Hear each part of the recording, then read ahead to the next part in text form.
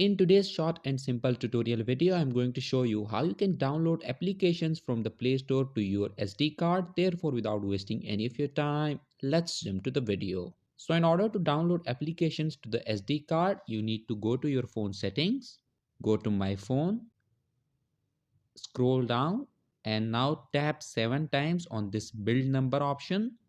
1, 2, 3, 4, 5, 6, 7.